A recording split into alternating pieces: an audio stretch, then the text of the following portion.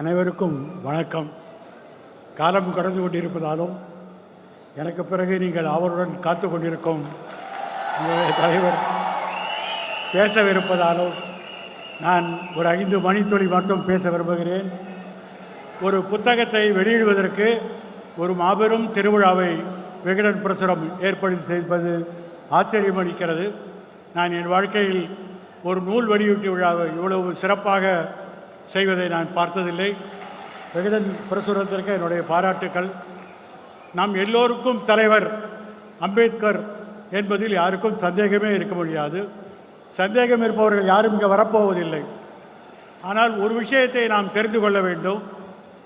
அம்பேத்கர் அவருடைய வாழ்க்கை காலத்தில் அவர் பரிநிர்வாணம் அடையும் வரை அவருடைய பல கருத்துக்கள் வெளியிடப்படாமலே இருந்ததை நாம் வருத்தத்துடன் பார்க்கிறோம். அவர் இறந்த பிறகு அவருடைய ஆவணங்களை எல்லாம் திரட்டி நீதிமன்ற உத்தரவின்படி அவையெல்லாம் மகாராஷ்டிரா அரசிற்கு ஒப்படைக்கப்பட்டது. மகாராஷ்டிரா அரசு அதையெல்லாம் வாங்கி வைத்துவிட்டு வெளியிடவே இல்லை. அதற்கு பிறகு பலர் அழுத்தம் தந்த பிறகுதான் 1956 கொடுக்கப்பட்ட அந்த ஆவணங்கள் 1988 வெளியிடப்பட்டது. 16 தொகுதிகளை மகாராஷ்டிரா அரசு வெளியிட்டது. அதற்கு பிறகுதான் அம்பேத்கர் அவர்கள் தன்னுடைய வாழ்க்கையிலே இத்தனை எழுத்துக்களை எழுதி குவித்திருக்கிறார்கள் என்பதை பல பேருக்கும் தெரிய வந்தது. அந்த எழுத்துக்களை எல்லாம் ஆங்கிலத்திலிருந்து பல இந்திய மொழிகளிலே மொழிபெயர்க்கப்பட்டாலும் பரவலாக அவருடைய கருத்துக்களை எடுத்து செல்வது என்பது மிக சிக்கலான ஒரு சூழ்நிலையாக இருந்தது. அம்பேத்கர் அவர் வாழ்ந்த காலத்திலே ஒரு கடுமையான அவரை எழுத்து ஒரு புத்தகத்தை தயாரித்தார்கள். உங்களுக்கெல்லாம் தெரிந்திருக்கும். அவரோட வாழ்க்கையை பற்றி நான் அதிகம் சொல்லவில்லை. அவர் அமெரிக்காவிலே முனைவர் பட்டம் பெற்றது தத்துவத்திலே. அவருடைய காலத்தில் அன்றைய பம்பாயிலே யாருமே அப்படிப்பட்ட முனைவர் பட்டம் வாங்காத ஒரு சூழ்நிலையில் அவர் பம்பாயிலே வந்து தன்னுடைய தொழிலை ஆரம்பித்தார்கள். அப்பொழுது அவருக்கு அரசாங்கத்திலே ஒரு சிறிய வேலை கிடைத்தது. அந்த வேலைக்கு உண்டான சம்பளம் 400 ரூபாய். அவர் சொன்னார், இந்த 400 ரூபாய் எனக்கு தேவையில்லை, நான் இந்த வேலையை ஏற்றுக்கொள்ளப் போவதில்லை. பிறகு சில நாட்களிலே அவர் இங்கிலாந்திலே சென்று பாரிஸ்டராக பட்டம் பெற்று திருவழியும் மும்பாயிலே வந்து வக்கீல் தொழில் ஆரம்பித்தார்கள். அப்பொழுது அவருக்கு மாவட்ட நீதிபதி பதவி கொடுக்கப்பட்டது. அந்த பதவிக்கு அவருடைய சம்பளம் 1000 ரூபாய். அவர் அந்த பதவி தேவையில்லை என்று சொன்னார்கள். சில நாட்கள் வழக்கறிஞராக இருக்கும் பொழுது பம்பாய் உயர்நீதிமன்ற நீதிபதி பதவி அவரை தேடி வந்தது. அப்பொழுது சம்பளம் 4000 ரூபாய், ஓய்வூதியம் 1000 ரூபாய். அம்பேத்கர் சொன்னார்கள், எனக்கு இந்த பதவியோ இந்த சம்பளமோ தேவையில்லை, என்னுடைய மக்களுக்கு நான் வேலை செய்ய போகிறேன் என்று சொன்னார்கள். அவருடைய வாழ்நாளிலே 1936 வருஷத்திலிருந்து 1956 வருடம் வரை 20 ஆண்டுகள் கவர்னர் ஜெனரலே அமைச்சரவையில் இருந்தார்கள். ஒன்றிய அரசுடைய அமைச்சராக இருந்தார்கள். சுதந்திர பெற்ற இந்தியாவிலே அமைச்சராக இருந்தார்கள். அவ்வளவு காலம் பிறந்தாலும் அவர் எழுதிய புத்தகத்தை அவரால் வெளியிட முடியவில்லை. கடைசியிலே அவர் ஒன்றிய அரசுக்கு ஒரு கடிதம் எழுதினார்கள். நான் ஒரு புத்தகம் தயாரித்திருக்கிறேன், இதை வெளியிடுவதற்கு 40,000 ரூபாய் செலவு அரசாங்கம் கொடுத்தால் இதை வெளியிடலாம், அதில் வரக்கூடிய வருமானத்தை திருப்பி கொடுத்து விடுகிறேன் என்று சொன்னார்கள். அவருடைய கடிதம் ஒன்றிய அரசிலே தூங்கிக் கொண்டிருந்ததை நான் பார்க்கிறோம். அப்படிப்பட்ட ஒரு மகத்தான எழுத்தாளருடைய எழுத்துக்கள் இன்றைக்கு பரவலாக அவர் மறைந்து அவர் பரிநிர்வாணம் அடைந்து இன்றைக்கு 68 ஆண்டுகளானாலும் நாம் திருப்பி பேசுகிறோமே, அதுதான் அவருடைய சிறப்பு என்பதை நாம் புரிந்து கொள்ள வேண்டும். அப்படி அம்பேத்கர் என்ன சாதித்தார் என்று எல்லாம் நீங்கள் கேட்கலாம். எதுவுமே சாதிக்கவில்லை என்று நாம் சொல்ல முடியாது. ஆனால் ஒன்று சொல்கிறேன், இந்த நாடு ஜாதி அடிப்படையிலே பிளவுண்டு ஜாதிக்கு ஒரு நீதி என்ற இடத்திலே நூற்றுக்கணக்கான ஆண்டுகள் இருக்கும் பொழுது ஒரு அரசியல் சட்டத்தை தயாரித்தார்கள். இதைத்தான் நம்முடைய எதிர்க்கட்சி தலைவர் ராகுல் காந்தி எல்லா இடத்திலும் காட்டுகிறார்கள். ஒரு சிறிய சிவப்பு புத்தகம், இந்தியாவுடைய அரசமைப்பு சட்டம். இந்த அரசமைப்பு சட்டத்தை கடந்த 1 வருட காலமாக நம்முடைய எதிர்க்கட்சி தலைவர் எல்லா இடத்திலும் காட்டுகிறார்கள். அதற்கு என்ன முக்கியம்?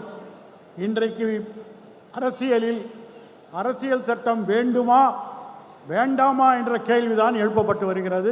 ஆகவே நாம் எந்த பக்கம் என்பதை நாம் முடிவு செய்து கொள்ள வேண்டும்.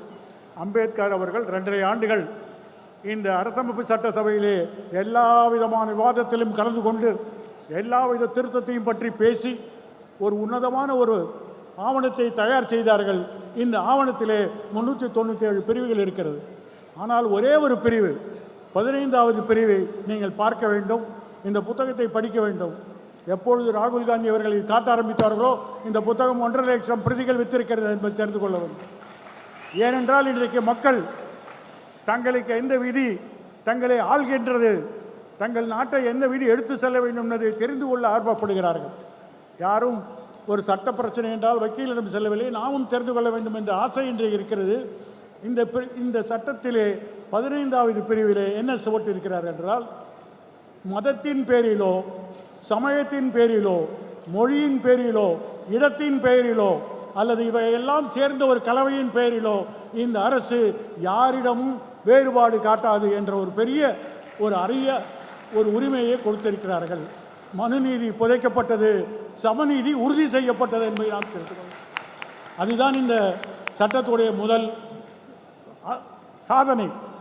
கொஞ்ச காலத்துக்கு முன்னால் இந்தியில் ஒரு படம் வந்தது. அந்த படத்தோட பேர் 15வது பிரிவு என்று. அப்பொழுது அந்த பட தயாரிப்பாளரிடம் கேட்டார்கள், இந்த சட்டத்திலே 300 பிரிவுகள் இருக்கிறது, ஏன் 15வது பிரிவு என்று படத்திற்கு பெயர் வைத்தீர்கள்? அது ஒரு இந்தி படம். அவர் சொன்னார், ஒரு மனிதனுக்கு எப்படி இதயம் இருக்கிறதோ இந்திய அரசியல் சட்டத்துடைய இதயம் அந்த 15வது பிரிவிலே இருக்கிறது என்று சொன்னார். அம்பேத்கருடைய சாதனையை நாம் சொல்லிக்கொண்டே போகலாம். நான் அதிக நேரம் பேசவில்லை, ஒரே ஒரு கருத்தை சொல்கிறேன். இந்த 15வது பிரிவு ஒரு அரசு அதற்கு முன்னால் இருந்த எந்த அரசும் செய்யாத ஒரு சாதனை. மக்களிடம் மதத்தின் பெயரிலும் ஜாதியின் பெயரிலும் நாங்கள் வேறுபாடு காட்ட மாட்டோம் என்ற அந்த உறுதியை நாம் நிலைநாட்ட வேண்டும். ஏனென்றால் இதற்கு அதிகமான ஆபத்து இந்த அரசமைப்பு சட்டத்திற்கு இருப்பது. நான் அதிகம் சொல்லவில்லை, ஆனால் ஒரு விஷயத்தை சொல்கிறேன்.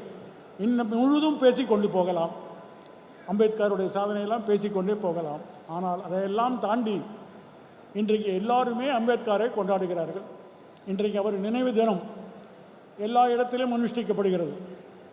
நம்முடைய ஆளுநர் கூட அனுஷ்டிக்கிறார்கள், எல்லாரும் அனுஷ்டிக்கிறார்களே. அந்த அம்பேத்கரை அப்படி பாராட்டி விட்டு இன்றைக்கு அவருடைய பெயரை எங்கே வைத்திருக்கிறார்கள் என்றால் பம்பாயிலே சிறையில் வைத்திருக்கிறார். இன்றைக்கு அவர் ஜாமீனிலே வந்திருக்கிறார் என்பதை தெரிந்து கொள்ள வேண்டும்.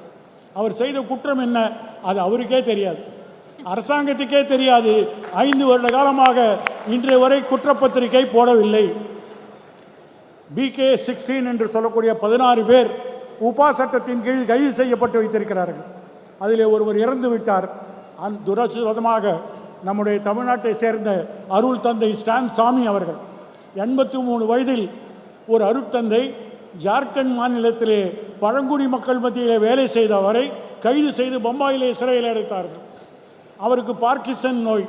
அவரால் ஒரு ஒரு ஒரு லோட்டாவில் இருக்கக்கூடிய தண்ணியை வைத்து கொள்ள முடியாது, கை ஆடும், கை சென்றுவிடும். அவர் சிறை அதிகாரியிடம் கேட்டார்கள், எனக்கு இந்த தண்ணீரை உறிஞ்சுவதற்கு ஒரு உறிஞ்சான் வேண்டும் என்று, ஒரு சிப்பர் என்று சொல்வார்கள், நம்முடைய ஸ்ட்ரா என்று சொல்வார்கள். நம்முடைய பழக்கடைக்காரர்கள் இளநீர் விற்பவர்களெல்லாம் நமக்கு ஓசியில் கொடுக்கக்கூடிய ஒரு அந்த ஸ்ட்ரா, அதை பம்பாய் அரசு கொடுக்க மறுத்துவிட்டது. தந்தை சாமி அவர்கள் சிறையிலே இருந்து மருத்துவ வசதி குறைவினால் இறந்து விட்டார்கள் என்பதை நீங்கள் தெரிந்து கொள்ள வேண்டும். 16 குற்றம் சாட்டவர்களே 15 பேர் இன்றைக்கு இருக்கிறார்கள். அதில் மற்றொருவர் இறந்து விட்டார்கள், சாய்பாபா என்பவர்.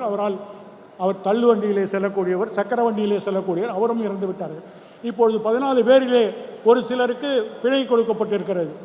5 ஆண்டுகள் அவர்களுக்கு சார்ஜ் ஷீட் கிடையாது. 5 ஆண்டுகளில் பல பேருக்கு ஜாமீன் கிடையாது. அப்படி அவர்கள் என்ன குற்றம் செய்தார்கள் என்பதை யோசித்து பார்க்கிறோம். அம்பேத்கருக்கு நாங்கள் நினைவு கூடம் வைக்கிறோம், அம்பேத்கருக்கு சிலை வைக்கிறோம் என்றெல்லாம் ஒன்றிய அரசு சொன்னாலும், அம்பேத்கருடைய ஒரே மகள் வயிற்று பேரனை 5 வருடங்கள் நீங்கள் சிறையில் வைத்தீர்களே ஏன் என்று சொல்லுங்கள். இதைத்தான் நாம் கேட்க வேண்டும். இதைத்தான் அம்பேத்கர் அவர்கள் இந்த புத்தகத்திலே 21வது பிரிவிலே ஒவ்வொரு குடிமகனுக்கும் சுதந்திர உரிமை ஒன்று என்று சொல்லியிருக்கிறார்கள். யாரையும் சட்டத்தை விரோதமாக குற்றச்சாட்டுகளை தெளிவுபடுத்தாமல் யாரையும் சிறையில் அடிக்க முடியாது. ஆனால் சிறையிலே வைக்கப்பட்டிருக்கிறார். அவர் செய்த குற்றம் என்ன என்று யாருக்கும் தெரியாது. அவர்களெல்லாம் பீமே கோரிகான் என்று பூனாவிலே பக்கத்தில் இருக்கக்கூடிய ஒரு சிறிய கிராமம். அந்த கிராமத்துடைய சிறப்பு என்னவென்றால், அங்கே ஒரு வெற்றி ஸ்தம்பம் இருக்கிறது, ஒரு வெற்றி ஒரு ஒரு தூண் இருக்கிறது. அந்த தூண் பட்டியலின மக்கள் பேஷ்வா அரசரை எதிர்த்து, அந்த குறுநில மன்னரை எதிர்த்து போராடி வெற்றி பெற்ற சின்னம். அந்த சின்னம் அங்கே இருக்கிறது. 1954 வருடம் பாபா சாஹேப் அம்பேத்கரால் அந்த சின்னத்தை சென்று பார்த்து வந்தார்கள். அது ஒரு சட்டவிரோதமான தூண் அல்ல. மகர் மக்கள் பேஷ்வாவை வெற்றி பெற்ற ஒரு வெற்றி சின்னம். அந்த வெற்றி சின்னத்திலே அவர்கள் அங்கே ஒரு வெற்றி விழா கொண்டாடினார்கள். வெற்றி விழா கொண்டாடிய ஒரே காரணத்திற்காக அவர்கள்லாம் சிறையில் இருக்கிறார்கள் என்று சொன்னால், நாம் எவ்வளோ திருவிழா வைக்கலாம், எவ்வளோ பேர் வைக்கலாம், ஆனால் ஏன் இந்தியாவில் இருக்கக்கூடிய அறிவாளிகள், நம்முடைய அம்பேத்கருடைய பேரன் போன்ற ஒரு அறிவாளிகளை எல்லாம் ஏன் சிறையில் வைத்திருக்கிறார்கள்? இந்த கேள்வியை நாம் என்றைக்கு எழுப்புகிறோமோ அன்றைக்கு தான் நம்முடைய சுதந்திர உரிமையை நிலைநாட்ட முடியும். அந்த சுதந்திரத்திற்கு இன்றைக்கு ஆபத்து வந்திருக்கிறது. இந்த அரசமைப்பு சட்டத்தை காக்க வேண்டும் என்று சொல்லக்கூடியவர்கள் ஒரு பக்கம், அரசமைப்பு சட்டத்தை தூக்க வேண்டும் என்று சொல்லக்கூடிய மறுபக்கம். அடுத்த ஒரு தேர்தல் என்று ஒன்று வந்தால் என்று நான் என்று சொல்கிறேன் என்றால், இன்றைக்கு இருக்கக்கூடிய அரசு தேர்தலை பற்றி அதிகமாக அவருக்கு நம்பிக்கை இல்லை. அப்படி வந்தால் அந்த தேர்தல் எதற்காக என்று சொன்னால், அரசமைப்பு சட்டத்தை காப்பவர்கள் ஒரு பக்கம், அழிப்பவர்கள் ஒரு பக்கம் என்றது புரிவதை வருதம். மற்றொரு பக்கத்திலே மனுநீதியா சமநீதியா என்ற கேள்விதான் எழுப்பப்படும். இந்த கேள்விக்கு உங்களுடைய பதில் என்னவாக இருக்கும் என்றால், இந்த புத்தகத்தை நான் உங்களுக்கு விளக்குவதால் அனைவரும் இந்த கருத்து பெட்டகத்தை நீங்கள் எடுத்து வாசிக்க வேண்டும். முதல் கட்டுரை நம்முடைய திருமாவளவன் அவர்கள் எழுதியிருக்கிறார்கள். பல்வேறு கேள்விகளுக்கு பதில் சொல்லியிருக்கிறார்கள். சில நுட்பமான கேள்விகளுக்கெல்லாம் பதில் சொல்லியிருக்கிறார்கள். இதை நாம் புரிந்து கொண்டால்தான் நம்முடைய அரசியலை மேலும் எடுத்து செல்ல முடியும். ஆகவே இந்த விழாவிலே இந்த புத்தகத்தை நீங்கள் வாங்கி படிக்க வேண்டும். இந்த புத்தகத்தை எல்லோருமே பெற்றுக்கொள்ள வேண்டும். பெற்றுக்கொள்ள முடியாதவர்கள் மற்றவர்களுக்கு நன்கொடையாக கொடுக்க வேண்டும். நமக்கு போடக்கூடிய சால்வை, நமக்கு போடக்கூடிய மலர்ச்செண்டு இதையெல்லாம் ஒத்தி வைத்துவிட்டு இந்த புத்தகத்தை நாம் எல்லோருக்கும் நன்கொடையாக கொடுக்க வேண்டும். அவர்களை படிக்க வைக்க வேண்டும். குறிப்பாக மாணவர்களை படிக்க வைக்க வேண்டும். அப்பொழுதுதான் அம்பேத்கருடைய தத்துவத்தை நாம் புரிந்து கொள்வோம். புரிந்து கொண்டால்தான் சமநீதிக்கான ஒரு படை இங்கே உருவாகும். அந்த படை நிச்சயமாக நீங்கள் இருக்க வேண்டும் என்று சொல்லி வாழ்த்தி விடைபெறுகிறேன். வணக்கம்.